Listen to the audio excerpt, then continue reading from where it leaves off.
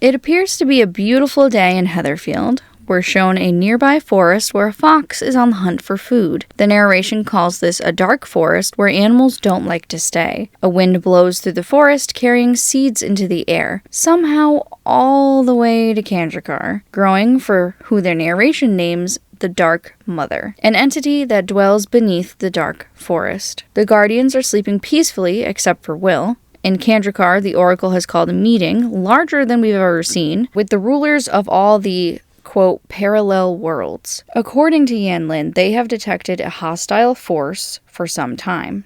Notice only Yanlin and the Oracle are on the pedestal. I thought this was supposed to be a triumvirate, a triple power between Yanlin, the Oracle, and Indarno, which happened in Arc 4. Elion asks for more information, and there's Indarno, and you'll never see him again. Supposedly, the evil presence is growing each day.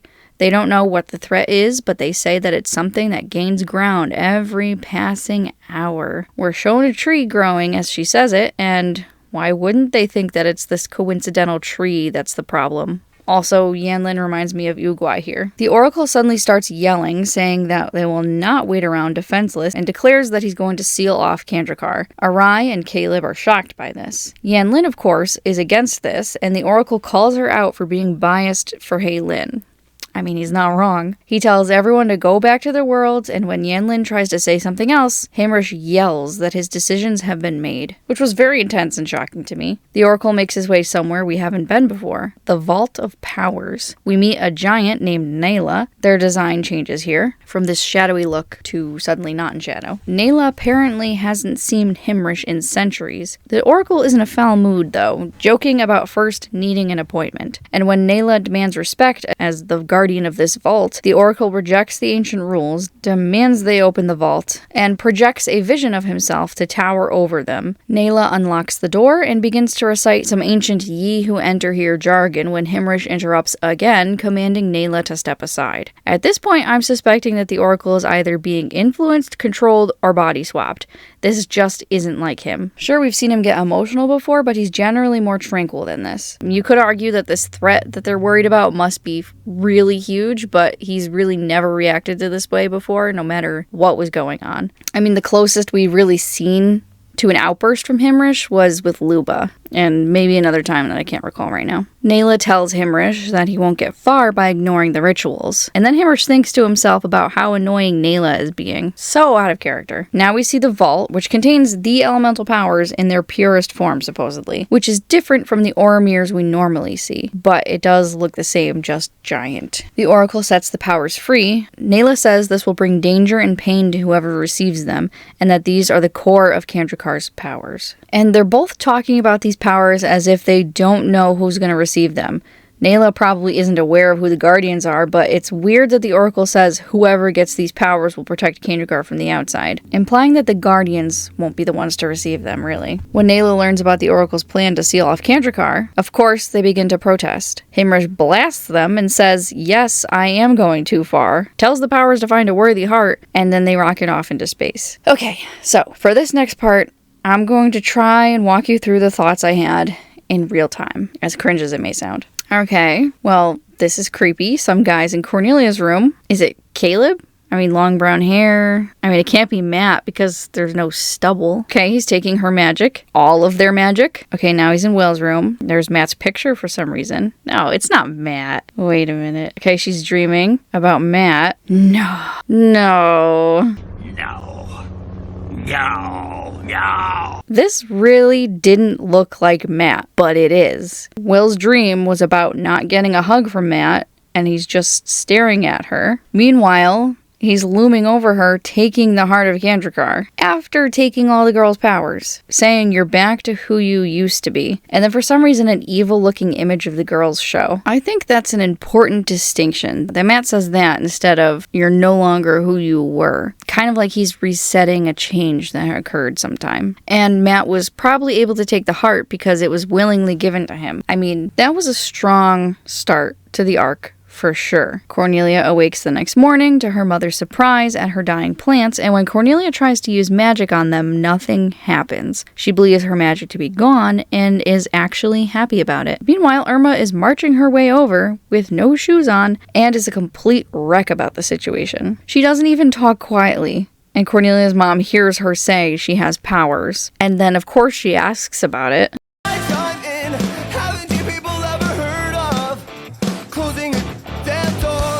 Cornelia simply tells her to go water the plants. Cornelia then expresses her happiness and that she just wants to be a normal girl, while Irma wants to be special and says that Cornelia is special no matter what because she's pretty, smart, and blonde. Haylin, on the other hand, doesn't realize her powers are gone because of coincidences like a neighbor using a leaf blower. Matt swings by Will's. Mind you, last arc he was touring with Carmilla's band. He doesn't hug her, just like in her dream, and he tells her things have changed, then says there's too much to explain and leaves, saying he'll see her later. A mix of anger and sadness causes Will to cry. The girls meet at the old bookshop to discuss their power dilemma. Haylin actually needs some convincing. Irma is super upset, and Wee decides he needs some attention by crying and wasting panel space, ruining the impact of the girls' realization. Sorry, Wee lovers. They hear a noise upstairs and discover that the bookshop will be getting renovated into a new place called the New Library. I hate it. Cornelia tries to lighten the mood by saying they don't need a secret hideout anyway now. We cut back to the fox in the forest, now entering a cave, its shadow distorted and creepy. Next, we see the Oracle getting ready to seal Kandrakar away. Himrish declares Kandrakar closed from light, banishing it from the eternal suns,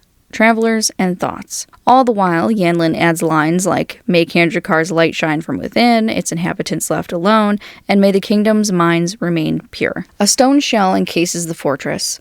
Yanlin believes this place to be a prison and breaks a piece off in order to watch over Haylin. Kind of risky if you ask me. The next piece is huge news. Susan is pregnant! Will's too busy being upset about Matt not having powers at first, and her long hair shadow really concerned me. She does give her a huge hug after the moment though. She's at least happy about this. Eventually, the fox in the woods finds the lair of a tree lady known as the Dark Mother. She's discussing with what appear to be worshippers about a seed sprouting in Kandrakar. One follower we'll see a lot of is Romer, seen here. The Dark Mother says that Kandrakar's forces are on their way, meaning the released powers. The fox runs from the cavern as 5 bright comets streak across the sky. The girls spot them. Cornelia's not happy about this in the slightest. Not sure if they can see their element symbols here, but Irma's look of hopefulness says that they might be able to. The next chapter opens on a young girl lost in the woods, using pebbles like breadcrumbs. As she drops her last pebble, they begin to float and form a circle that she stands within. The narration says this scene happened a long time ago.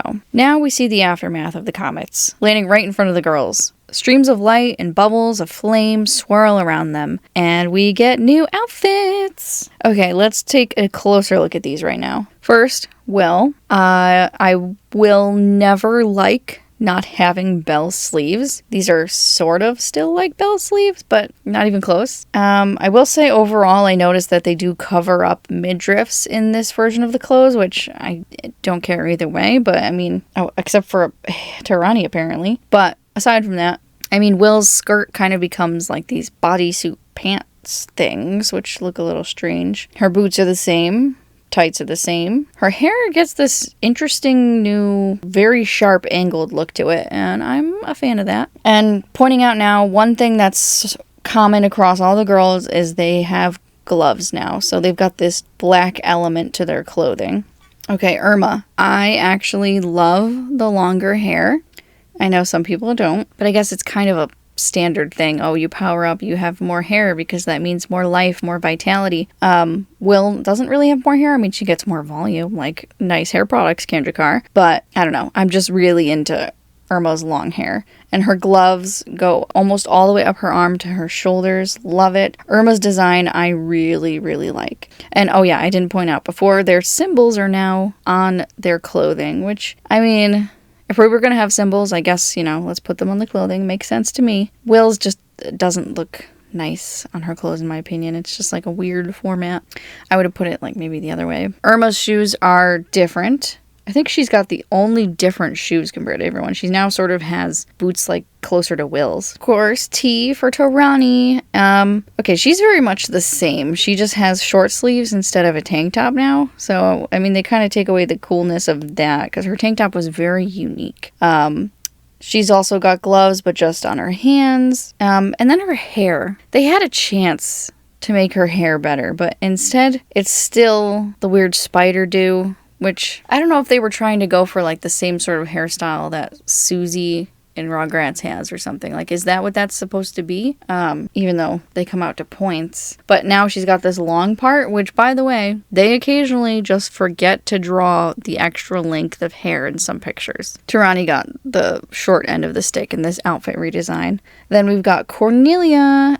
She's still got her skirt. It's a lot longer, extra flowy. And, but her gloves. Her gloves are weird. It's essentially just her shirt, just her shirt. The same all green from fingertips all the way to her fingertips. I don't know if they intended her to have a black part of these sleeves and just kind of forgot and then had to commit to it. More on that in a second, but I don't know. But not bad. Shoes are the same. Okay, hey Lynn. My probably absolute favorite, more than Irma, I love Haylen's outfit because, first of all, she gets a new hairdo. She's got buns and most of it's down, which is gorgeous. She's got some side bangs and she has now her skirt super long. Like her shirt now is just like an entire tank top that goes all the way down. She's got her skirt flowing and long out of it. A lot closer to Cornelia's skirt now, but a little different. And she's got these wrappings, the purple wrappings from her skirt around her waist. And then even her sleeves, she's got these she's got these teal ribbons now, and she has gloves pretty much the same as Taranee's. And yes, Haylin wins. If we were having a contest with the outfits, in my opinion, Haylin wins. So the thing about these outfits is with all these extra details, they are not consistently drawn. And pieces like the gloves often went missing in a lot of the panels. Heatherfield citizens are once again knocked out, and I wonder if they're all thinking they've got narcolepsy at this point. Cornelia is annoyed at magic returning to their lives and accidentally grows a large tree. They notice their powers are stronger and that they have very little control over them. I mean, Taranee's entire body literally engulfs in flames, which reminds me a lot of her season 2 look in Z is for Zenith, and I think it looks really, really cool. Haylin tries to put Taranee out and nearly causes a hurricane. Cornelia says that she feels like a monster, and then he shows up. Matt. He's walking over, he's delivering the biggest bombshell ever. That he, quote, has been with them a long time. That he's always known their secret, but he was told not to let them know. And that he was the one who took their powers. Taranee, rightfully and thankfully, burns him. I mean, just lightly. Apparently, that was orders from the Oracle. And there are so many reasons why this doesn't make any sense and why it just doesn't work. But it did give me a witch theory idea, so thank you, I guess, Arc 7. As Matt is pulling a Yanlin and rattling off their names and powers, it shows how little control they have. Humorously, I might add. Now their wings actually function and can change size. They appear larger in base form than the original look. And honestly, I like the wings more. Cornelia is very bitter and yells at Matt, asking sarcastically if they'll be building nests next. And did you see that? The clothes are live. They're called lamia. Matt says to call them that or they'll be offended. Will accidentally shocks Matt and he helps the girls figure out how to power down for now. Matt indicates that no one knows what evil presence was headed for Kandrakar,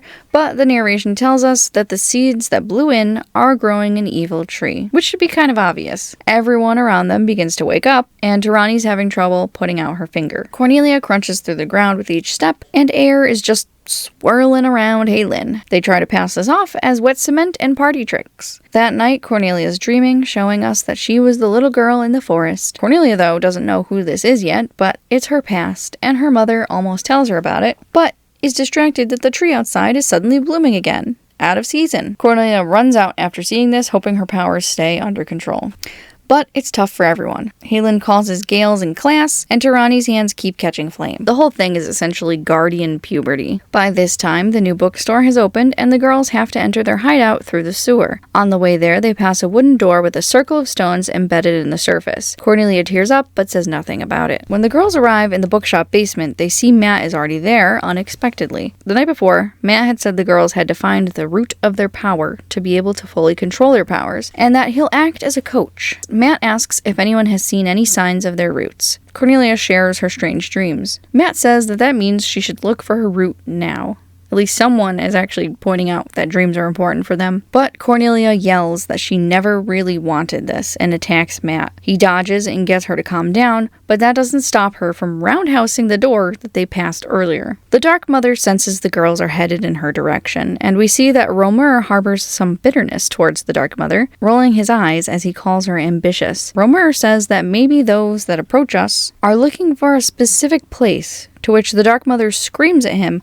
not to mention the name of this mysterious place. As the girls wander the sewer, they see many roots weaving the stone. There's a fork in the path. Apparently one side has fear, the other light. As they head to the light side, the roots move to block them. Cornelia senses their negative energy. The girls sprint their way through, though, avoiding the roots. The Dark Mother orders Romer to release nameless worm creatures to attack. This is the first transformation the girls initiate, and I noticed the Heart of Kandrakar wasn't present. In fact, I don't believe that she has it right now. The girls fight sloppily, and Irma didn't transform for some reason. I mean, it's not the first time this has happened to her. When the girls surround Irma and spread their wings to massive size, the worms become terrified and retreat. The narration says that things that slither are afraid of things that fly. This angers the Dark Mother, which causes an earthquake. Irma notices the roots look like muscles. Ugh. Cornelia is separated from the group, which scares her, putting her into a similar state to where she'd gotten lost as a child, and just like then, she picks up pebbles to help her know where she's been. Eventually, she finds her way out into the supposed dark forest. She feels very alone until suddenly what we know as her younger self emerges behind her. As they embrace, magic twinkles in the air. The next, we see Cornelia telling everyone what happened back at her house. She said that she saw the girl from her dream, and when they hugged, it felt as if a circle had become complete. Her parents overheard this. I chime in with the haven't you people ever heard of? Her mother and father share that when Cornelia was 5, she got lost in the woods. According to Harold, it was only an hour. Cornelia realizes that she was the girl in her dream, and I wonder if the circle she felt closed was some kind of time shenanigans. That maybe when Cornelia hugged her younger self, she actually hugged her younger self. According to Matt, this means that Cornelia is now complete and deserving of this magical bracelet, just collecting Kandrakar jewelry left and right. And it's really kind of mundane for a magical bracelet, to be honest. Chapter 77 opens talking about the power of wishes and has small snippets of each girl. A very mysterious opening. We see 2 random kids named Calvin and Susie. Calvin is chasing Susie with a water balloon, and after it lands and he's bragging, he suddenly is sprayed with a large amount of water, when Susie's got no water balloon and no hose. When he asks how she did that, she replies with, "I'll let you in on a secret. Beneath my cute exterior lies a real witch." And as she says this, we pan down into the roots of the Dark Mother, and of course that makes me wonder if Susie's important. I've never met anyone who wasn't important before. Apparently, the Dark Mother has gone into some kind of hibernation after her tantrum. This allows for a small plot reprieve where everyone takes trips for what I assume is spring break. We'll detail them later. Will's family leaves to go to some kind of resort. Taranee is sent to a ski school. Irma and Halen are on a beach outside of Heatherfield,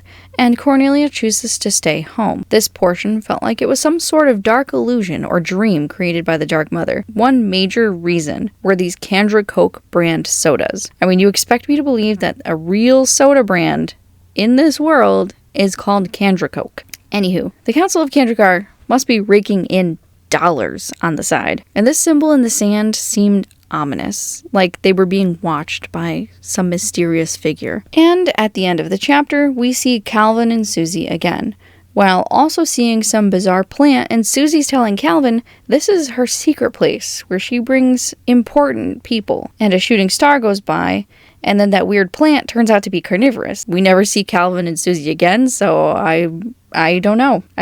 What happened? Did Susie Like, was she like this monster or something? Did the plant eat them? I don't know. We see roots again, and the narration tells us to be careful what we wish for as we see the Dark Mother making a wish, which we never get to see. Okay, next chapter. Yen Press spoiled something by saying, the night of the shooting stars, fire became part of your destiny. Right on the inside cover page. So, this chapter opens on a couple admiring a meteor shower when one of them blasts into their house. Their baby is trapped upstairs. After that out-of-context nightmare, we find Taranee hanging out with her friend Audrey from her old town of Sesamo. As soon as I saw her, I thought that they could be sisters. Taranee discovers that her childhood pictures match Aubrey's exactly. When Taranee confronts her mother about this, her mother tells her that when children are adopted, parents will want that child to have photos to feel like they were always family, revealing that Taranee was the adopted one, and they used Audrey's photos to lie about it. Understandably,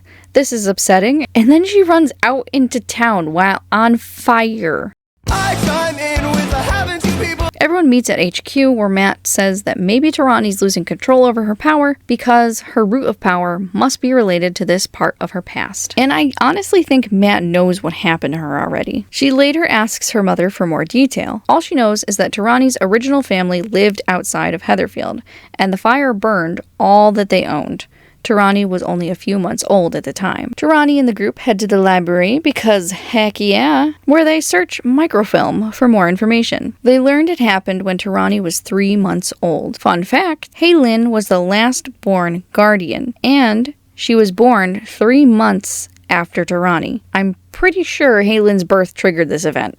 Or at least that's when Kendrickar or something wanted this to happen. The article details a fireman risking his life to find that the baby was stranded atop a pillar that the flames avoided, sleeping peacefully. The group goes to where the old neighborhood was. Apparently the entire place has been completely wrecked and is only accessible by guided tour. The whole area has been sinking and is now known as Grotta della Paura, which translates to Cave of Fear. This area also had an underground subway project that had to be abandoned because of it. The guide drops a rock down a hole, which shows that they are just above where the Dark Mother lives, and we learn she's caused explorers to disappear. We get an update on the Kendrickar tree. The people of Kendrickar have been charmed by the tree.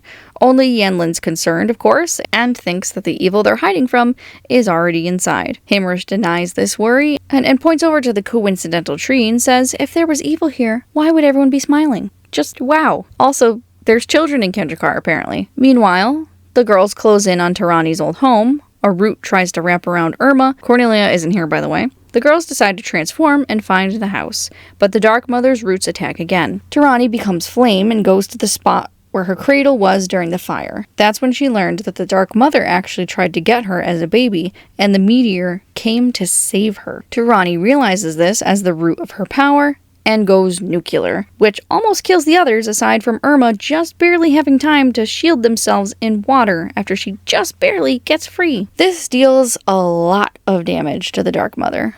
Also, what's up with this one's eyes? Anyway, Taranee gets her magical bracelet, with fire being part of her destiny from the beginning. Matt tells them they need to be more proactive and suggests training, and kicks Will's cell phone from her hand. Shortly after this, Susan is giving birth, and she drops her wedding ring down a sink. This ring is actually different from hers at the wedding, which Will also dropped down a sink. And if you'll remember, she gave her the ring that Kendrickar gave her, which it's interesting that these rings that they were given are never really mentioned again, at least as far as I know. Instead, we're getting bracelets now that I know aren't sticking around. This chapter also has the Dark Mother throwing another tantrum, wanting to be free from the roots, because I guess she's literally trapped there. She then curses Kendrickar, and also in the Yen Press version, curses a he, who I'm going to assume is Himrish. Back in Kendrickar, we see the inhabitants building structures into the tree, much like Ewoks in Star Wars. Yanlin brings up an old Kendrickar legend.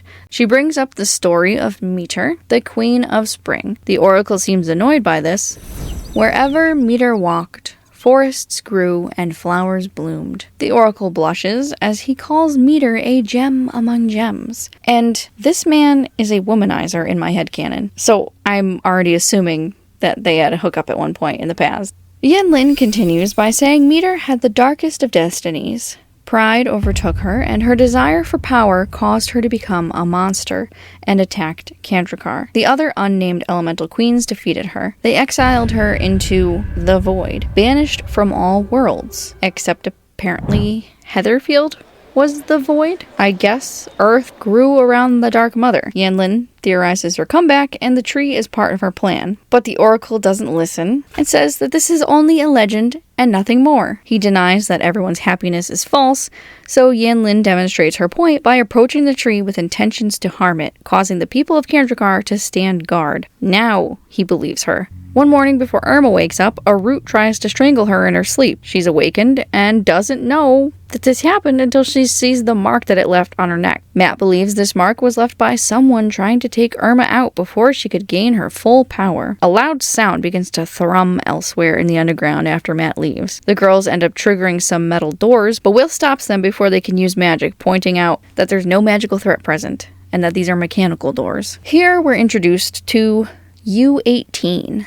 Which stands for 18 feet underground, not under 18 years old, which Will theorizes at one point. So what are they called in other translations for that joke to work? And U-18 has about 100 members, apparently. The boys live underground in the abandoned subway rails we mentioned earlier, their own secret city. Apparently this subway was walled off 15 years ago, implying maybe that it's around the time of that comet, or just when the subways started collapsing because the Dark Mother, obviously. We have Stephen, Bob, Ira, Marcus, Olaf, Zoe, Laura, and her pet, literally named Mouse. Supposedly, U-18 acts as a vigilante group and has helped catch robbers by controlling cameras and fire hydrants somehow. Apparently, Heatherfield is high-tech enough to have remote-controlled fire hydrants. The girls put this group to use by utilizing their map of Heatherfield's underground, given to them on a digital notebook. No more floppy disks here. Bob calls Taranee sweet, by the way. The boys insist on going with them, even though they don't want them to know what they're looking for. I mean, heck, I don't even know why they decided to look underground also. Cornelia's was underground, but Taranee's wasn't, so I don't get the thought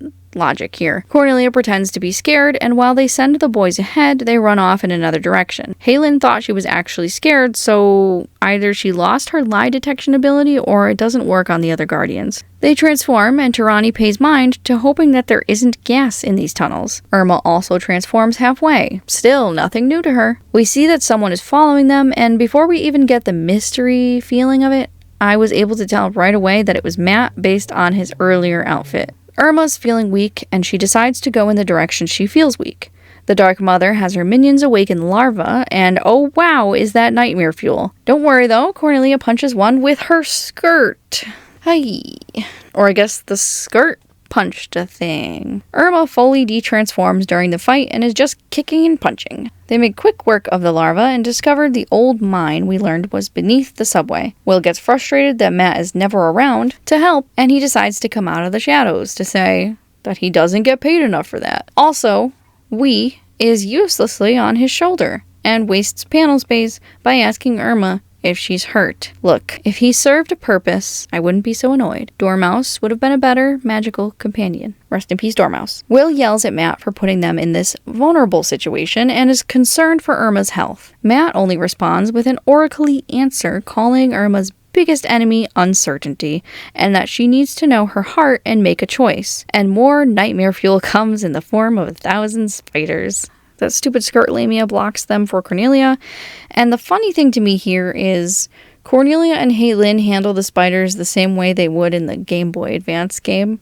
And Taranee again proves her wits by suggesting fire, and the coal in the mines don't mix well. Irma's drawn forward to a twinkling zone of the cavern. Each of these twinkles is a ring that has been lost. One of these rings belongs to Irma. Matt gets a little weird saying these simple rings of metal hold the power of emotions, and Will's looking suspicious of him as his eyes widen in what I read as a hunger for power. Usually in most animation or animated things, when your pupils go small like that, yeah, hungry for power. The Dark Mother is watching from afar. Matt tells Irma she must choose between power or love. Will points out that the love Matt is referring to is very new and cannot be that strong at this point. But then he tells Will that she's forgotten just how strong new love burns before it cools down with time. That love is the strongest magic. 'Cause love is the most powerful magic of all. Irma cries as she internally debates her choice. Will tries to stop her, but she's hushed by Matt. In the end, Irma chooses love over power, transforming anew. Love was the correct answer. Matt affirms that those hungry for power do not deserve it. Only those willing to put a sword down are worthy of carrying it. She is given her bracelet. Irma's was not so much an origin story like Cornelia and Taranee, but rather an affirmation of who she is and making a definitive choice between her love of her power and her interest in love. Irma is then able to send water blindly to strike the Dark Mother, and all the rings appear again before their owners. And this kind of looks like baby Irma with young Cornelia's mom. Our next guardian to find her route is Heylin. Her sign is dreaming of being a dragonfly getting captured. And of course, the girls learn nothing and make fun of Heylin's dream. They just pass it off as her being anxious because the Lins are also moving to a new neighborhood looking to expand the restaurant, and she does not want to move. Matt makes a remark about Heylin's fears that causes Irma to equate him to the Oracle, and really all he said this time was, home doesn't have to be cool. Strong winds are beginning to blow. The Dark Mother considers them an unexpected ally. A superstorm is approaching Heatherfield. Irma's father Tom tells his family that the city intends to cut power, to which I suppose reduces damage from electrical surges. Tom shares that a hurricane struck Heatherfield when he was young. Then, the suburbs and the hills were destroyed. The neighborhood called White Mountain, where the Lins are moving to. This is their new home. Nicknamed the Dragonfly by its architect, Heylin believes that living in this house that barely touches the ground will make finding the root of her power tougher. And I don't get how she doesn't immediately see the symbolism of her dream. That night, everyone has a feeling of unease. Again, Heylin dreams of being trapped, this time in a box. She wakens and wishes she could get comforting words from Yan Lin. The next day, the meteorologists realize their time window for the hurricanes has gone from 18 hours to just 6. You could say they became hurricanes. Heylin believes this is all her fault because she hasn't found the root of her power. They really haven't gotten much chance to practice flying, and Cornelia is having trouble. Heylin decides to go ahead alone and confront the storm. Hands of Wind capture her, just like her dream. Again, never ignore dreams as a guardian. While she's doing this, the rest of the group try to turn off the city's power. I guess the city never got around to it. They decide to approach the power plant underground and end up running right into the worms. This time, the worms have riders, so they aren't as fearful. Will sends out a burst of energy that takes out the power. In response, the Dark Mother pulls from the storm's lightning and is able to get the power back on, but also ends up shocking her worms to the point they retreat. Will has a moment where she's feeling exhausted, but reminds herself she needs to make it look like she's got everything under control, even though she's very uncertain. The storm has become one with Heylin as it plows through her old neighborhood. Her personal items begin to fly around her. It's not likely to be real items because most of this stuff was moved over already.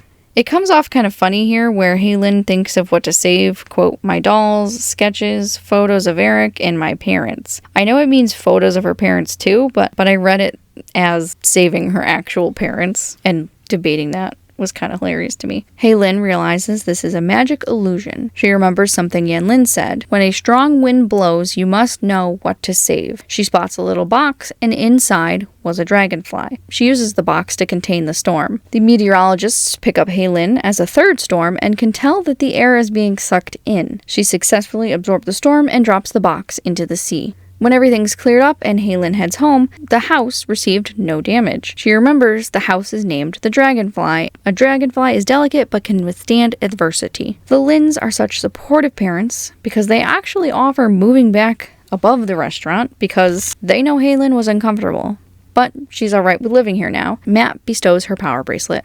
Back in Kandrakar, the hole Yan Lin opened has been closed. By now, Will's brother William has been born. The Dark Mother targets him by sending strange bugs to attack. They possess his blanket, and thankfully Will notices. Cornelia is the first to hear something going on and bursts in to help Will.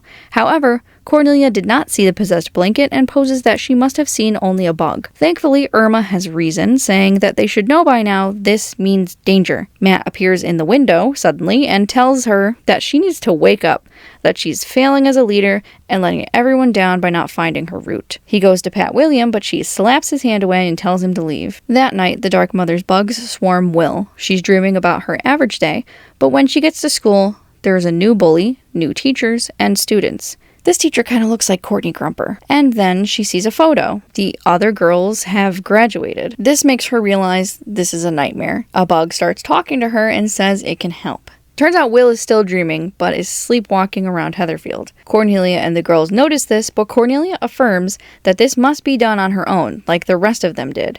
The ground begins to walk Will up into the air, and she first has to make a trust fall. As she's falling, a blanket monster is trying to attack her. Will next meets Haylin in this dreamland. Well, she describes herself as the Haylin Will carries inside of her, and she's wearing what I believe to be a cat mask. And she elaborates that this is Will being lost inside herself. Haylin tells her that in the real world, she is in danger. We see her heading towards an underground, specifically an underground gallery. Haylin gives her a walnut, but does not follow her. This whole journey reminds me of both Alice in Wonderland and The Wizard of Oz. It's Cornelia's turn now. In her own cat mask, Cornelia traps the blanket monster while she tells Will to move on quickly, giving her a green walnut. In real life, Will passes a grocery store. Taranee arrives in a non-animal mask, twirling fire in a circus with giant clowns. We see Romer and the Dark Mother talking about how Will keeps almost approaching the underground and then avoids it. Like here, she avoids a lower boiler room. Taranee tells Will to take a steep jump to avoid the monster, giving her a walnut first. U.18 is helping the girls track Will, and to me it looked like Matt was going backwards order from where Will was. Will is now back in the destroyed neighborhood. In her dream, she's running on water to escape the monster. Irma swoops in riding a dolphin. Will jumps onto the other dolphin and is brought to this house.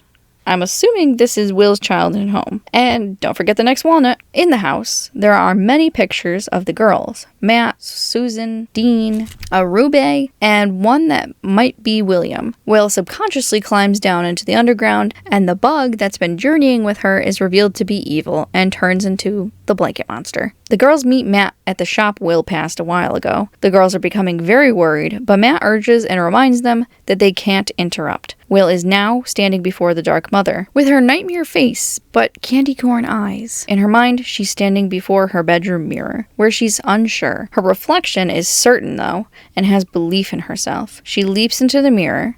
Each walnut becomes a key that unlocks doors for each bond Will has with each girl. With Irma, it was a water balloon fight on the last day of school. For Taranee, it's when they first met, each bond slowly freeing the Dark Mother. For Cornelia, it was making up after an unknown fight. And for Haylin, a probably recent time of them practicing dance. Will's next door is from her old home, a sign she's waking up. A key with Will's symbol is under the mat.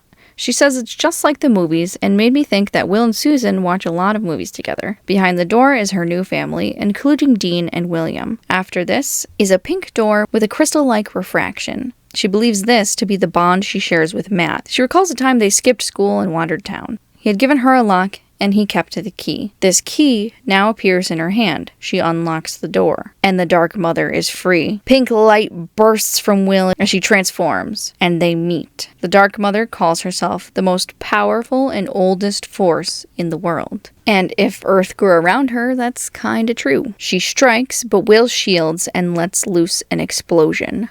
Romer seems disgusted as he believes the Dark Mother disintegrated Will, but the Dark Mother knows she simply escaped. As Will speeds through the tunnels, she meets Matt. Her power is radiating from her. Matt tells her she must control it, and she does. Once back at headquarters, Matt reveals that he wasn't aware what the threat the Oracle was afraid of, and if it was even the Dark Mother. He tells them the coming battle will be the worst they ever faced. And I just have to point out how kind of weird it is that somehow Will's bonds releasing were also releasing the Dark Mother, and it was a key from Matt that kind of was the final release. Like, it made me wonder if Matt had anything to do with the Dark Mother. As they all leave, Will is content to walk home alone, knowing her bonds are always with her. It's snowing now. Looking back, I think each version of the girls represent how Will sees them. Like, Haylin making sense of the senseless, Cornelia being strong and protective, Taranee brave and certain, and Irma for her timing and reliability. Will receives her bangle. At the start of the next chapter, Romer and another servant stand before a massive flower bud. The Dark Mother told them not to feed it anymore. They discuss no longer watering it, but I suspect they fed it the missing cave explorers. Romer seems shifty as he remains to watch over the flower. The Dark Mother shows her age by saying this is the first time in millennia that she smiled. Just so you know, 1 millennia is 1,000 years. The way she says it implies many millennia have passed. Kandrakar is now caged in branches, the oracle entwined in them. Yanlin is still free and resisting. The Dark Mother readies to enter Kandrakar. Romer thinks to himself that the Dark Mother is a monster. She shows him the roots of the city: wires, water pipes, and gas lines. The underbelly is in her hands. She projects her eye onto every available screen, hypnotizing people to stand and stare. The girls turn to U-18 for help. I felt that they were college age, but the narration calls them teens. The city is going haywire. Gas bursts from the sewers, and fires begin everywhere. Heylin is about to freshen the air in the sewers when Taranee pulls her down, yelling that she has just fanned the flames, and after an explosion, tells her to create a vacuum instead. The ceiling begins to cave, and Cornelia speaks a spell, something rare for the girls to do. The last time I remember a rhyme being said for magic was Irma in Arc 1. The Dark Mother lays in the spread bud of the flower, telling Romer he and the other servants may not survive the earthquake while she escapes. He tells her to get lost in the void. She becomes a perfume and wisps into Kandrakar, entering an identical flower there. As Romer dies, he calls Cornelia beautiful, which feels out of place, and we never find out his motivation for not liking the Dark Mother. It might just be because of his forced servitude. Are they made from the missing cavers? I don't know. The girls enter their own flowers and enter Kandrakar. They feel unready to face her and leave before confronting her, even though Heylin is ready to pounce. Back home, she's yelling that they've never run away before. Guessing we're forgetting all the retreats they made in Arc 3 and probably elsewhere. Matt believes the retreat to be wise, and the girls must unite their energy. He equates their powers to parts of a face, saying only when they build a magical face can they succeed. I literally just realized what he meant as I wrote this. And then he looks sad and says that after this, his mission is complete. Yanlin is now captured, but still resists control. The Dark Mother doesn't know who is still resisting, though. There's a dance that we'll cover later, but the teacher says that they don't have unity and flow. Is it because the heart still hasn't been given back yet? I mean, they're not fighting, which is the usual cause of no unity. In Kandrakar, the Dark Mother is plotting something using a bulb to draw out whoever resists her, saying it has the life energy of the Guardians. Their symbols appear on the bulb, and when it matures, their lives will be hers. However, back home, the girls are studying, and Will is doing her best to keep everyone focused, but interruptions keep happening, mostly boy-centered. And she's fed up until Matt arrives. Hypocrite. He pretty much just shows up to stress that they need to unite and combine elements. Will says he can only make suggestions and doesn't know all the answers, though. Are we sure about that? Another distraction from studying leads them to a, quote, rough part of town. They're delivering a message that we'll cover later. It's to a studio for the style of capoeira. I hope I'm pronouncing that right. Heylin pulls quite a slick dodge, and this is the definition of capoeira. It's a type of martial art that combines martial arts, dance, and acrobatics. This was contributed to by enslaved Africans and indigenous Brazilians, according to BBC.com. The girls marvel at how the group gets very close, but do not bump. They have amazing harmony. The teacher describes it as having been developed by African tribes for combat training. The girls decide to learn this instead of studying, and they barely stay awake for the tests that they were studying for. They have a recital. The routine now vastly changed, which worries the teacher, but it's epic. Their outfits were made by Heylin and designed with their guardian colors in mind. What's real insane, though, is that they start to perform magic on the stage. This causes a storm at the end. People thought these were effects, though, and horrifyingly, they shocked the teacher with lightning for criticizing their performance. Matt says that they found their rhythm. We're getting more and more blatant with these powers, aren't they? All while this is happening, the Dark Mother is zeroing in on Yanlin. The bulb bursts, and what looks like the Guardians fight, losing to the Dark Mother. Yanlin is discovered for her worry about Heylin. The Guardians were actually bug decoys. The Dark Mother knows the girls have the roots of their power, strengthening them, calling it achieving perfection. Yanlin says that no one has ever achieved this. The Dark Mother grows more roots and busts Kandrikar's shell. Matt hears Kandrikar's screams and he thinks the girls do too, except they're actually arguing over something that happened with Irma. And this artwork of Cornelia looks like it's from Dragon Ball Z. Matt is supposed to meet them and they fly off, seemingly amped up. As Matt wonders where they are, he hears something nearby. He kicks. It's a little bunny. And then he gets 2 sharp heels to his spine. Well, hello there. I'm the spine. I guess this is the combat training, but it's so intense, and they're acting weird and animalistic the whole time. Taranee lifts Matt by his freaking scalp, and then Will kicks her in the vertebrae too. Taranee says that she's fixing his hair, and Will says she likes it that way. Matt tries to stop them before they start ripping each other's eyes out. He asks if they heard Kandrikar's screams, and again, no. He calls them out for being too smug when all they did was learn to dance. That the Dark Mother is a serious, ancient threat, while they only just got serious. They get cocky and say he doesn't understand the power they feel. Irma looks like a JoJo character here. Then they show it by doing an overall Vegas show. Matt calls them prideful. Taranee says he's confusing them with who they used to be and tells him he's useless now and to step aside. Will gets all territorial and Cornelia makes a joke about Will going to break him by accident. Really weird stuff. The next day, William is fearful of Will. We see through Will that the girls are feeling weird, cold, and empty, and self-centered and indifferent. Taranee literally walks through the city without noticing her hair was on fire despite screaming people. They float back to Kandrikar. Strangely and exhaustingly, the girls choose to split up. Will and Taranee competing over wanting to face the Dark Mother first. This is just Guardian puberty once again. But she already heard everything they planned to do. They are easily defeated. Taranee at least got some strikes in, but still falls. Cornelia literally looks dead. Will is dropped.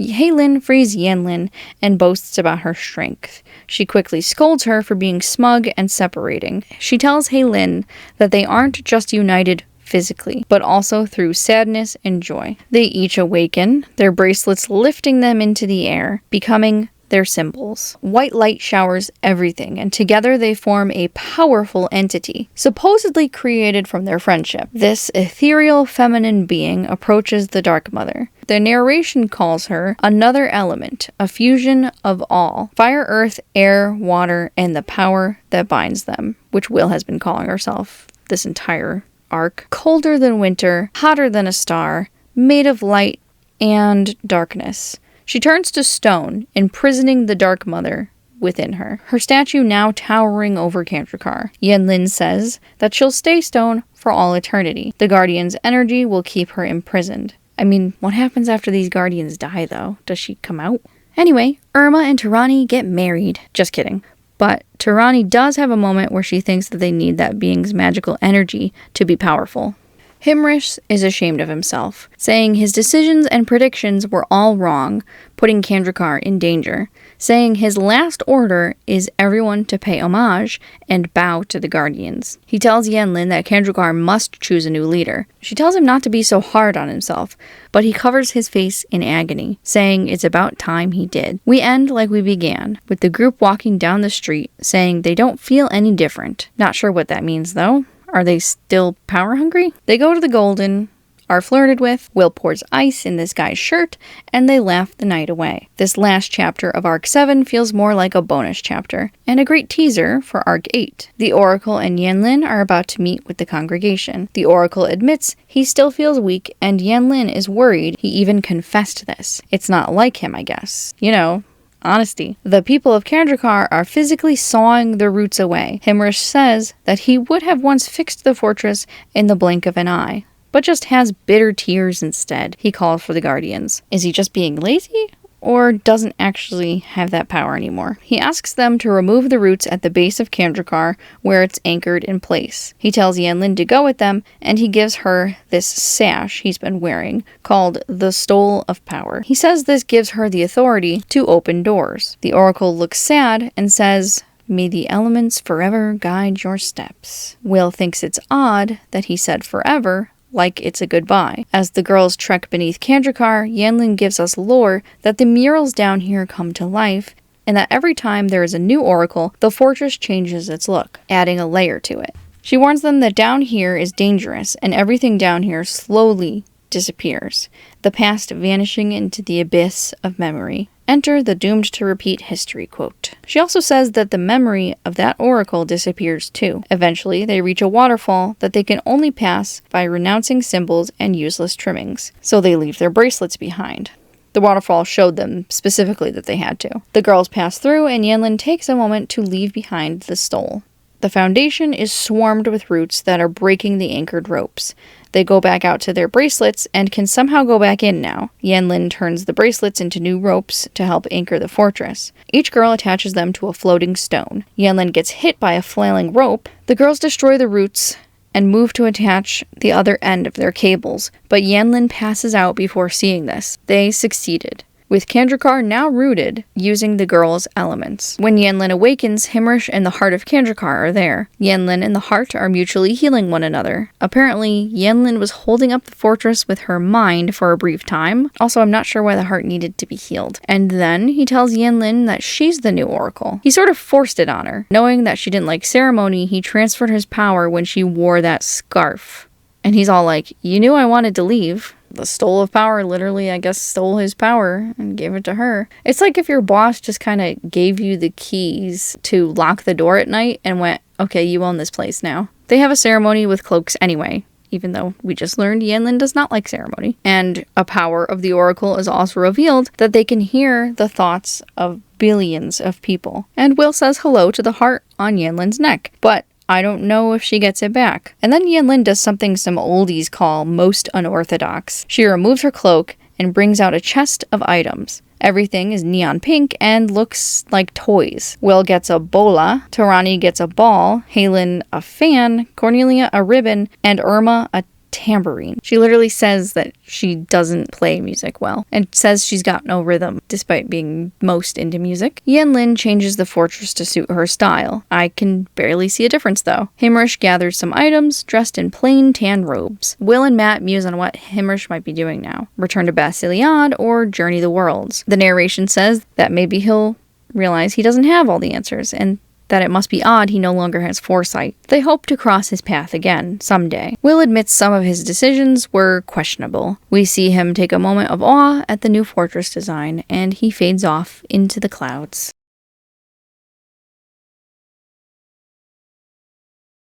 Peter breaks the news to Taranee that he plans to move out. They want to keep it a secret at first, but Teresa overhears and hilariously says that she can't pretend that she didn't just hear that, and they talk about it. He moves out early in this arc. When everyone is on their separate trips, Taranee is sent to a school in the mountains known as Broken Castle. It's some kind of 2-week program with learning and skiing. There are some girls there that immediately target her by touching her braid and saying that she must be from some backwater place like Sesamo or Heatherfield. That night, she feels very alone and stands outside, barefoot, in pajamas, in the snow. Someone walks up and startles her.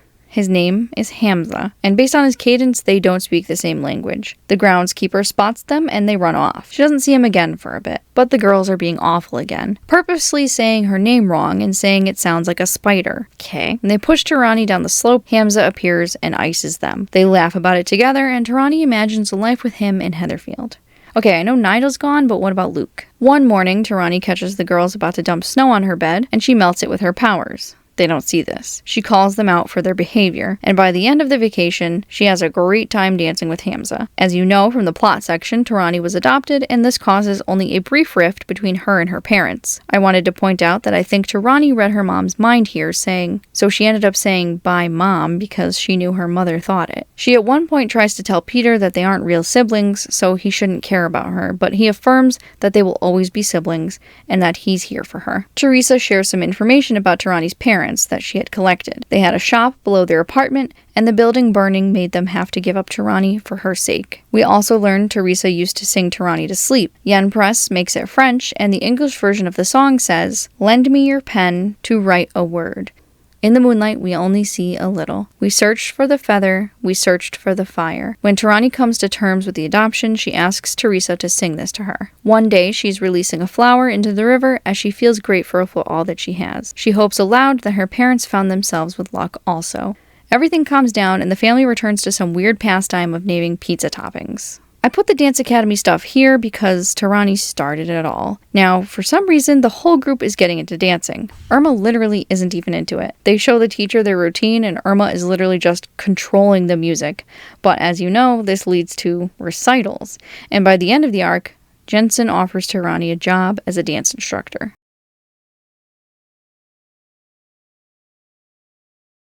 When the girls show their routine to Miss Steedson at the Dance Academy, our first time meeting her, she really seems to dislike Haylin and tells her she was the worst dancer with no grace. Remind you, Irma only pressed play on the music, and at the end of the arc, she says she's got no rhythm. Haylin begs her to let her retest, but Steedson asks her to sew a complicated costume pattern overnight instead. She does, to the detriment of her health. After eventually being accepted, Haylin trains a lot, and Miss Steedson is not very professional and shares way too much personal information with Haylin, asking if Haylin has a boyfriend, and then talks to Haylin about her broken relationship, and telling Haylin she can call her by her first name. She also tells Haylin it's been months since she spoke to her boyfriend, and then asks her to blare the music as she drowns out her heartbreak, and then trauma dances with her. An adult, especially a random dance teacher, should not be confiding her romantic drama to her students. At some point, Haylin gets her to call her boyfriend,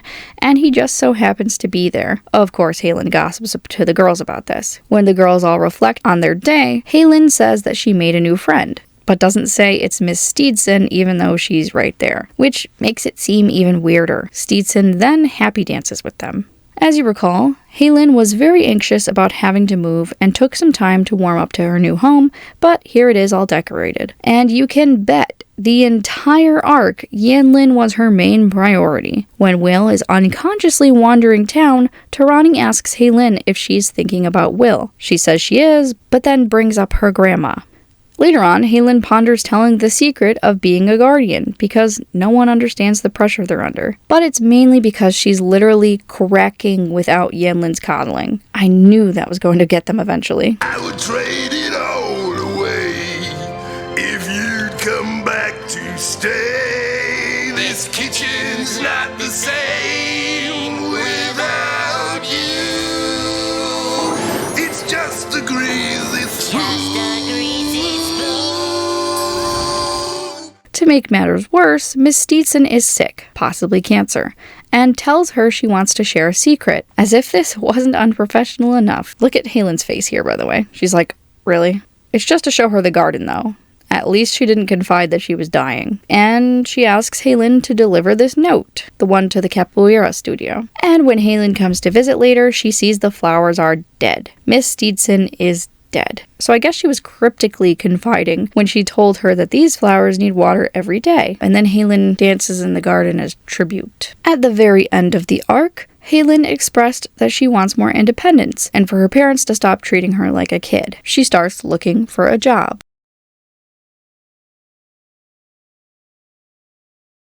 Naturally, we'll see how Peter and Cornelia are doing during what we assume is spring vacation, because it's only a week long for everybody. Cornelia, as I said earlier, chooses to stay home, and the reason is because she wants to spend time with Peter. However, her grandmother is here to watch her and have her act fancy. She does get to sneak away to help Peter move, though I don't think anyone knows they're together yet because they seem to be hiding it from even Teresa. Cornelia finds an old picture of Peter kissing a girl named Irene, but I guess Peter and her broke up a long time ago. This sticks with Cornelia for a few days to the point she brings it up on a date. She asks Peter if he was in love with Irene and tells Peter about Caleb and that she loved him, but that it's over now. Peter pulls Cornelia into a photo booth to be silly. She at first was self-conscious from being rained on outside, but Peter makes her comfortable. She wonders if he'll ever know her guardian side, but is fine with him loving her more vulnerable side. Carrying on, this scene here, Peter removes Cornelia's hairband because her grandmother made her wear it, and it's supposed to be him letting her be herself, but as an adult, it seems too framed to be like one of those scenes in a romance film, if you catch my drift. At this point, Peter has got to be in college. He's got an apartment with roommates, and these roommates are very messy. Peter tries to hide this when Cornelia comes to visit, and is surprised when she arrives early. He pretends they can't go in because everyone is sleeping, and Cornelia says she wasn't planning on screaming. Then, after walking around, he says they've got measles, but she defends by saying she's vaccinated. When she barges in, everything looks clean, except it's all been shoved into Peter's room. She's not mad and says she still loves him, but she's got to get going to the dance school. He drives her there, and she affirms that she gets the guys are messy, and she'll give notice next time. Very mature. But I still think Peter is being kept secret because when she muses aloud about some boyfriends living in chaos, she pretends it was just random jabber. I mean, last arc, Taranee encouraged her to ask Peter out, but it's all secretive still, apparently. Later on, there's a point where Cornelia and Taranee muse about telling Peter the Guardian's secret. Would she choose love over magic too? By the end of the arc, she affirms that she would choose love. Additionally, there is some brief drama where Cornelia thinks her mother is cheating with this guy that takes her hand. She never talks about it with the group though, even when Will can see that something is bothering her. She eventually confronts her mother about it. The man is Tom Wheeler, a high school crush of Elizabeth's that never grew to more. She says she was young once, and Cornelia snipes that she forgets that she isn't young anymore, essentially accusing her of cheating. She didn't cheat though. She said that she had a family and a husband that she loves, even if he's never around. Harold overhears, and this prompts him to quit his job, then takes himself and Elizabeth on a vacation. When he says Grandma will visit 1 day a week, Cornelia says that she isn't a kid anymore. Then Harold says her grandmother will visit 2 times a week.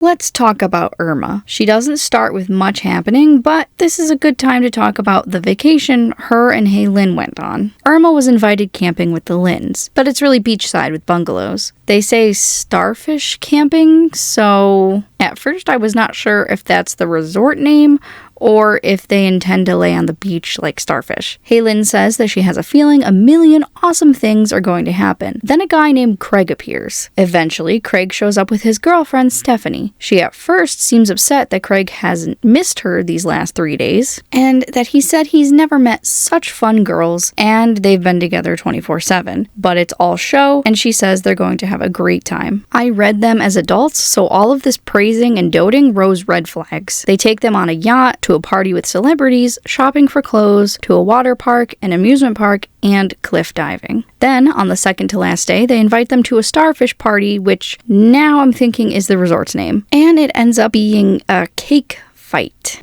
What?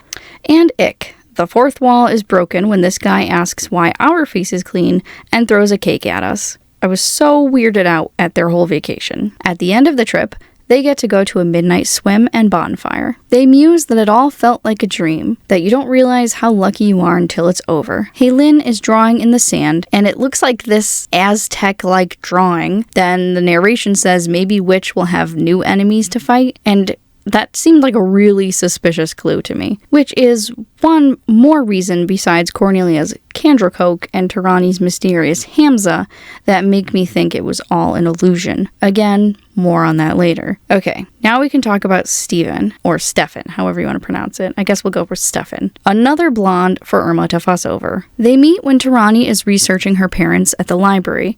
According to her, they met on a school trip. The morning that the Dark Mother tries to strangle Irma, Stefan is pacing outside her house. He's there to invite her to the movies. She confidently says yes, but then she notices she's missing something. A ring he gave her at a camp they attended together. That's a different story from before. Looks like she dropped it at some point, and I don't know how long ago this was. Stefan also happens to be the leader, at least it looks like it, of U.18, and he introduces Irma as his girlfriend. She doesn't correct him and seems to be okay with that. He's worried when the girls disappear in the tunnels, right about when Irma gets the root of her power, and that ring he gave her was one of the ones she found. This is the love that she chose over power. Later on, they get really cheesy when he's like, "You're the prettiest in the galaxy." No, the universe. They go on a picnic in the park and start people watching. That's the date. To just try to predict what people are going to do. And Irma is coming off as a manic pixie dream girl, and these overly Disney princess birds are representing them. There's also some fourth wall breaks with Irma where they call out her thought bubble, and later she puts her thought bubble away to stop them from bursting it. Additionally, in this scene, she talks about having had a date with Stefan and doesn't want to share the details. Cornelia seems to have a knowing blush. Everything about this conversation reads like they've done the dirty. Okay, so why were Taranee and Cornelia pondering about telling Peter their guardian secret? Because Irma tells Stefan about it. As the Dark Mother rattles Heatherfield, Irma says she knows it's not a cyber attack, and before they run off, Stefan grabs Irma and demands answers. He starts calling her a liar, and that he knows she's hiding something. He says that he can't take this anymore, and that he thought they shared everything. This escalates until Irma shouts and Stefan tears up. So she comes out with it. She is magical. Only he doesn't believe her. That yes, she disappears and reappears in a cloud of lies. Her next move is to have him make a wish, because apparently that's a thing again. The only other times this happened was Arc 1 or in Arc 6 with the temporary eclipse magic. He asks for a custom motorbike in red. She snaps and it's there. She thinks he needs more convincing and makes the water dance. He acts indifferent to this, so she turns the water to ice. And he still doesn't believe, so she pulls a classic move and turns him into a frog. Now, he believes her. He apologizes and says that he'll keep the secret. And as she leaves, jokingly rivets. When he returns to the group, he looks all serious, and Ira wonders why. During this whole scene, it seemed like he was pushing for evidence, and I thought he might be trying to get it on camera, but he seems to be on her side for real though, as he seems to actually worry about her safety. Right after she told him, the girls can tell Irma looks guilty, but they don't find out until later. Later in the arc, she is avoiding him. She hadn't talked to him since the confession. She calls Cornelia for advice, and she tells her to talk to him. The next time we see them together, he's helping Anna and Irma garden, and she just openly is talking about being a guardian and turning Andrew into a toad. And Anna is right there.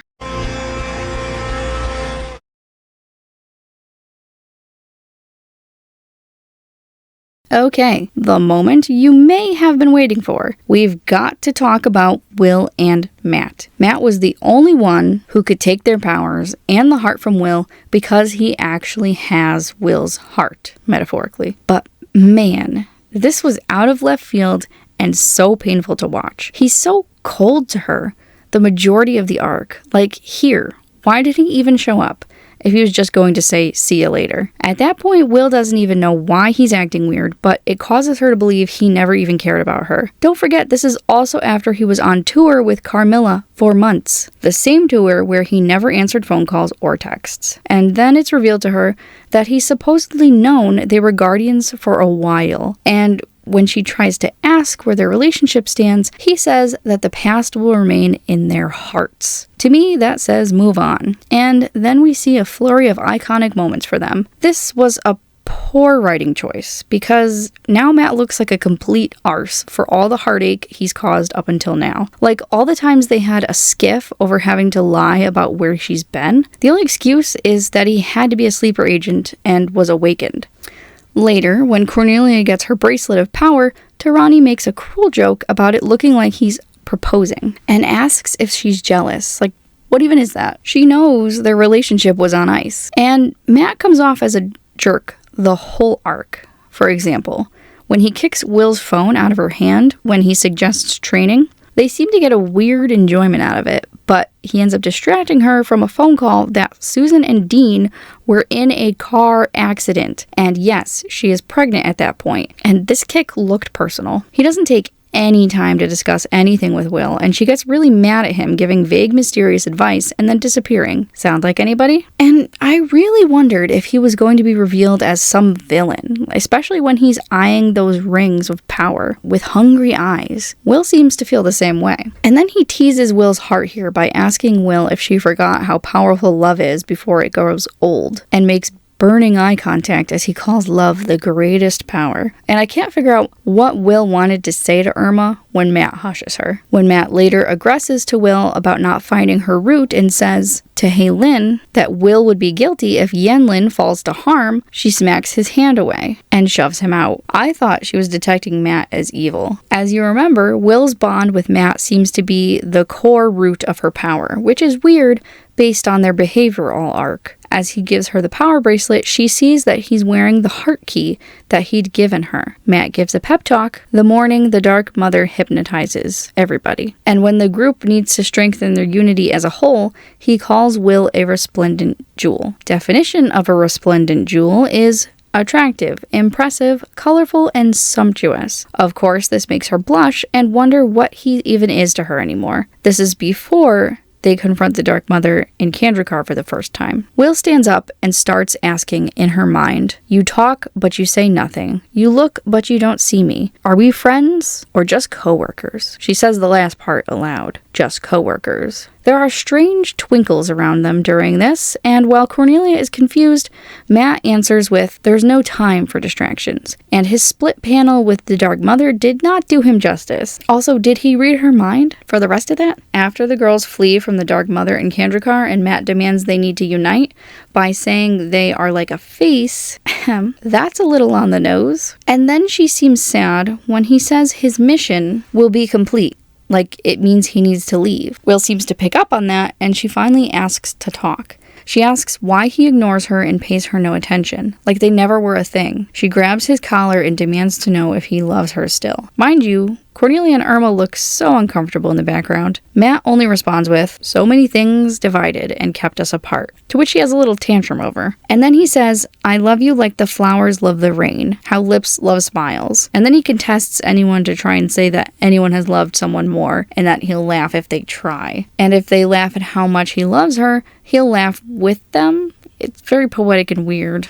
But he also says that his love was there in his silences, that she couldn't see his tears or feel his touches, but they were there. She starts crying and can't stand anymore. And then they hold hands and stare into each other's eyes for the rest of the night. I still don't get what happened, but whatever this was, deeply affected the other girls that night. Irma tears up, looking sad while looking at Cornelia, who looks like she's realized something. Taranee looks completely shocked, and Halen happily tears up. They leave the two to stare all night while they walk through the wrecked city. Irma ends up looking sad and maybe regretful as she approaches Stefan that night, but then brightens up and asks him to hug her tight. This is just before she avoids him for a bit, and Taranee and Halen go to get a pizza to avoid feeling lonely. Meanwhile, Cornelia just is happy that her mom is safe from hypnosis. At the end of the arc, Matt has seemed to revert back to his old self. When she asks him for advice on something, he's no longer poetic and preachy, and just says, "Afraid I don't have advice. Certain magical matters are for higher powers only." And now I've got to make a theory on Matt. Is more revealed that I should wait for? And finally, let's talk about Will's family. Susan hesitates to tell Will about her pregnancy. When she's about to tell her is when Matt arrives randomly, and everything after that puts her into a sour mood before Susan finally tells her, which thankfully doesn't damper her excitement. Will gets to find out the baby's gender before Dean and Susan, and this doctor is giving Doctor Strange vibes. It's a boy, to which Dean is so happy. Dean is just so adorable this whole pregnancy. He's constantly nervous and scatterbrained, while Susan remains chill. It's a nice flip on the pregnant woman stereotype, and makes sense for Dean's first and Susan's second. Looping back to the vacations, Will is the most unfortunate. They're headed to the tropical, all-inclusive resort in a place called Coral Sea. Dean almost makes them late with over-planning, but really it's the car breaking down that makes them miss their flight. And Will randomly gets blue eyes here, which is funny when you consider the reboot. Dean tries his darndest to make it happen, and gets a travel list that's very complicated. And there's a running joke of Dean worrying about Susan's condition constantly. They catch a plane, but it's a small cargo plane. They miss their connecting flight and need to take a bumpy taxi. They take a boat, but it's got no roof in the rain. It's practically a dinghy. They end up lost at some seemingly abandoned train station. Some lady named Maisha nearby offers that they stay at her house in what appears to me to be Midwest America. Dean even says it's like living in another time. Will storms out in frustration that they're ending their trip here, and it's Dean to go out and chat with her. They look up at the stars and both bond over not knowing the constellations. Will admits she wished this was like a vacation in the movies, and then Dean says that sometimes wishes don't come true because it's not the right time. The lesson she learns is to appreciate when things go well and deal when they go wrong. And then she stares up into the sky. The whole trip she's been sending texts to the others that we don't see their responses to, and she eventually loses her signal. Once again, I thought this whole trip was an illusion. The whole chapter was vaguely worded at the beginning, and at the end, it's especially implied when the Dark Mother makes an unknown wish. Anyway, poor Dean is swimming back in that grass pretty much. Will loves sisterhood and is so excited even before the baby arrives. She's determined to make him smile even though he's only a few days old. Will's got tears of joy. But before he's born, Susan and Dean are in a car accident. The call Matt distracted her from getting while they flirted with karate. I was mortified. The baby is still kicking though. Susan is kept overnight, and it seems this booted her into labor. Dean is so sweet during all of this. I mean, look at him. Will gets her own brand of antsy and tries to call non-existent relatives in Pennsylvania. The nurse also just so happens to be the same one that delivered Will. Supposedly she's delivered I think thousands or millions of kids somehow. Again, the dads are nervous wrecks in the waiting room, counting the seconds. The other kid is born just before William. His name is David Parker Jr. Dean has to go move the car, and William is born just then, so he just leaves the car in the parking lot chaos. And he's in such bliss, he imagines the angry car horns as music. Will doesn't want to leave the hospital, and she accidentally has her bike start flying. Just after William is born, and Will's bike flies, she randomly wonders if William is magic too. And just after that, William suddenly and unexplainably ends up in Susan's hospital bed, and Susan jokes that he's a wizard. So him being named William is a problem. All of Dean's family come to visit, and everyone is calling him Will for short, which keeps confusing Will. She ends up vehemently demanding that she's Will and he's William. Also, Will's old babysitter is there who calls her Wilhelmina, and then everyone there starts calling her that. Even Susan. Wow. Also, Will has to change William at some point, and Cornelia and Irma are no help. They never figured it out. We also see little thems. And of course, Halen and Taranee are scot-free. At one point, Susan is yelling at Dean for buying enough formula to last 6 months, and he jokes that they don't want to run out. And there was an actual formula shortage here in the US a few years ago, so that was notable to me. And lastly, William has magic, guardian wings even. What are they implying? That being a guardian is genetic? I don't know, but it gives her something to worry about hiding, on top of everything else. He's in a bubble here, and grows his bottle here. At the end of the arc, Will vows to teach him how to control his magic. Hence the next arc being titled, Teach to Bewitch.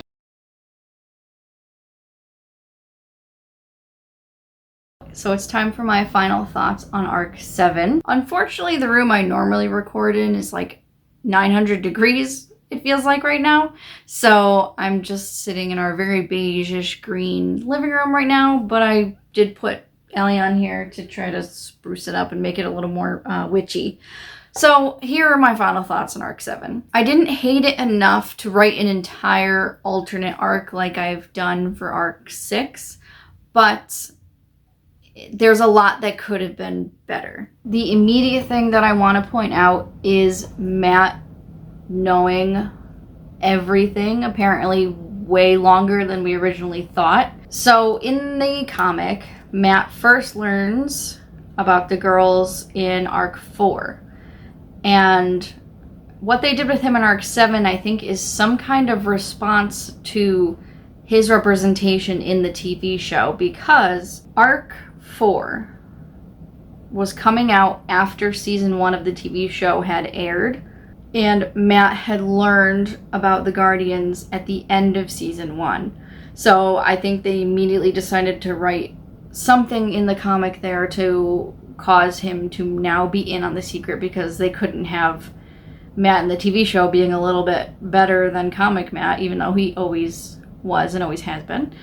Especially after this arc where they just make him a total jerk.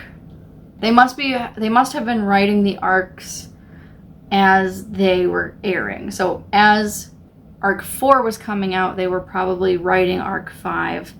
And then as Arc 5 was coming out, they were writing Arc 6. That's the only way to explain how it could immediately come out after the other one, without really much of a gap.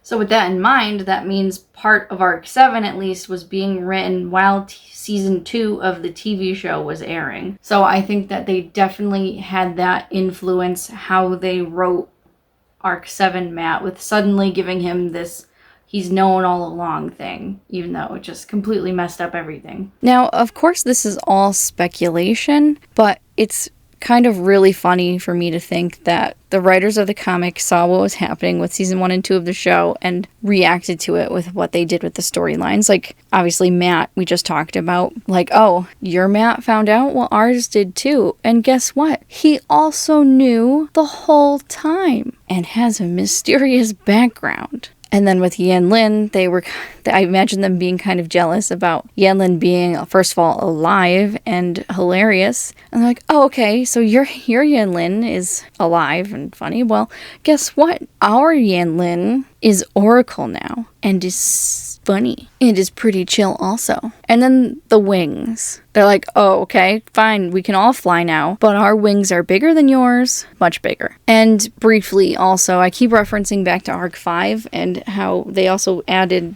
the Z is for Zenith looks. I just remembered that in Arc 5, Taranee actually got completely engulfed in fire at one point, and actually they all kind of had a moment of Z is for Zenith. I'm not exactly sure which one came first, but also interesting. I like the comic designs much better than Z is for Zenith looks. That aside, this one reminded me a lot of Arc 5's Book of Elements, because once again there was a chapter named for each element and focused specifically on one girl, except for when Cornelia and Haylin had to share a chapter. This time, everyone does get their own dedicated chapter, better than their Book 5 single adventures. Will's I really enjoyed. They didn't really have to find her element in Arc 5, did they, for Will? But it's in search of the roots of their power, which I figure all of it was supposed to be origin stories of their power, or how it sort of was unlocked or something like that. Cornelia's chapter, dedicated chapter, is much better than what she got in Arc 5, where this time it is very much an origin story of her being a young girl lost in the woods. As for Taranee, it's very much, she had this incident with fire when she was younger where it protected her. As for Irma, I don't really understand what her root of power has to do with water whatsoever. It just seems more of her sense of self instead of having to do with her element like the other two, which I guess that makes sense. But it doesn't fit into the whole root origin story thing. Like Cornelia's and Taranee's were both formative experiences. Irma's is just choosing love. It didn't make sense. That seems more of the Will thing, which, going into Will now, I liked her root of power with her bonds unlocking power. But I'm not exactly sure how that was tied to the Dark Mother. That still doesn't make any sense to me. It almost makes Matt look even more shady because unlocking his bond at the end is what ultimately frees the Dark Mother as each of her bonds are done. So I'm not sure how that works out. Haylin's root of power stories, okay. Once again, it's more like protecting herself sort of thing. So Haylin's and Irma's don't really mesh well, in my opinion. And I'm still wondering what place Romer was trying to mention to the Dark Mother when she cut him off. Still wondering what that was going to be, because he's dead now, so I doubt we're ever going to see what place they were trying to head to. And again, obviously, just who is this Susie character? It's probably nothing, but numerous times I wanted to make a joke about Matt being a stylist because he's looking for the root, like when someone gets their hair dyed, dig up the roots showing. And for some reason in my notes, I wrote down at least Haylin as a scholar of Kandrakar.